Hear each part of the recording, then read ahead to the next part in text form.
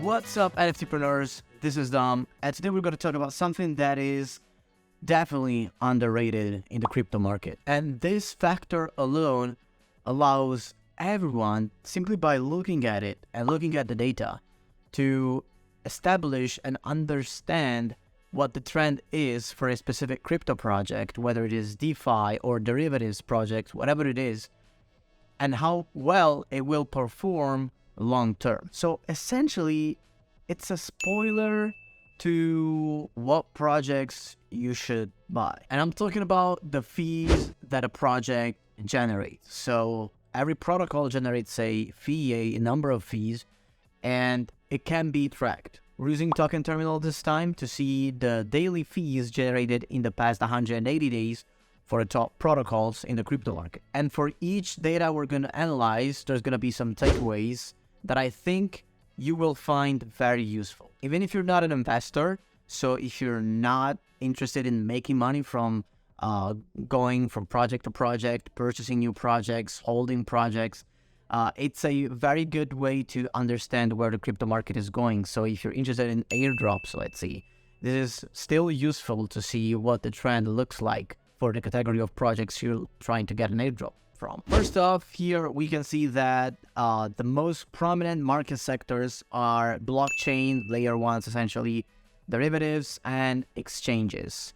Of course, decentralized exchanges. And we can also see that still, despite the proliferation of projects with deployments across multiple chains, the majority of fees are still generated via contracts deployed on Ethereum. And among the highest fee-generating projects, all of the top 5 were established even before 2020, but we can see that Lido Finance is the most recent entrant, and Bitcoin is instead the longest standing participant. Yeah, Lido is new here, but it's pretty strong. I consider Lido as one of the best. We've seen it in the bear market. We're still in the bear market, in my opinion, but Lido is very, very strong, and the data supports us with this take. Now let's move on to 3 other takeaways that I think will be very useful to you as an investor. And I'm talking about the 30-day aggregate fees year over year. You can see here the top 10 projects based on 30-day aggregate fee. And this chart is very, very straight to the point and literally tells us some major takeaways. First of which being Ethereum being like consistently maintaining its position as a top fee generator, like always. It's always there. And it's literally outpacing competitors, even by a quite considerable margin, I would say. And despite Ethereum dominance, we can see that Tron, which has been absent from the top 10 for a while, is now gaining widespread adoption in emerging markets, and therefore you can see it here. Then we have NFT marketplaces. If you've seen my last video, you know what I'm talking about. We did a deep dive in the last video. You can find it here on the competition that Blur and OpenSea had and how good this is for the crypto market in general. But coming back to these charts over here, we can see that the marketplaces experienced a significant reduction in fee capture, and OpenSea in particular has grappled with the repercussions of this trend and intensified competition with, as I said, its rival Blur. Another interesting chart, in my opinion, is the fees percentage share, meaning the top projects in all market sectors based on daily fees as a percentage share in the past year. Nothing too much to say here, especially because the time frame is a little bit bigger, being 365 days. But there's a distinct power law in the distribution of fees generated here, with a stark 35-fold disparity between the top-ranked Ethereum and the 20th placed SushiSwap. Now let's get to the most interesting and I would say future-proof metrics, which is momentum. We're going to analyze momentum of projects thanks to, again, the super useful token terminal, dashboards, and data that, of course, you can find linked in the description. Now, let's get to the fees in the last 30 days, the top 20 projects. Of course, everyone is talking about this. I love this project, being a very, very strong supporter of this project, and I'm talking about Arbitrum. which stands out, definitely stands out as the sole layer 2 scaling solution among the top 20 projects. Like, this data alone, this sentence here describes Arbitrum. And whenever you look, there's always Arbitrum. And it deserves to stay there. It has experienced a substantial fee growth. On both 1 month, the percentage of growth is 103%. And also 90 days, even bigger, of course, 378%. And the increasing projects being built on Arbitrum is mind-blowing if you think about this. Its success also has a direct impact on projects built on its platform, as I said.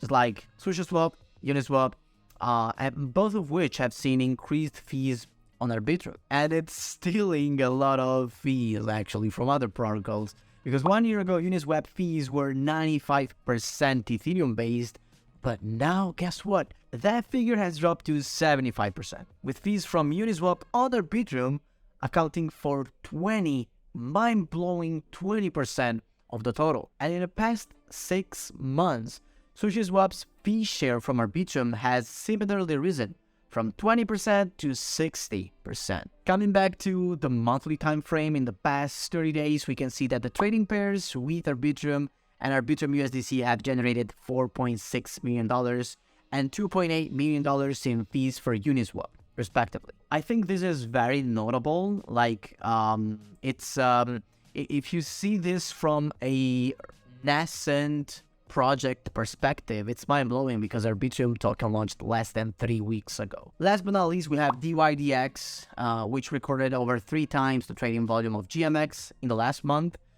$37 billion versus $11 billion, but only half the fees, $9.1 million versus $18.2 million.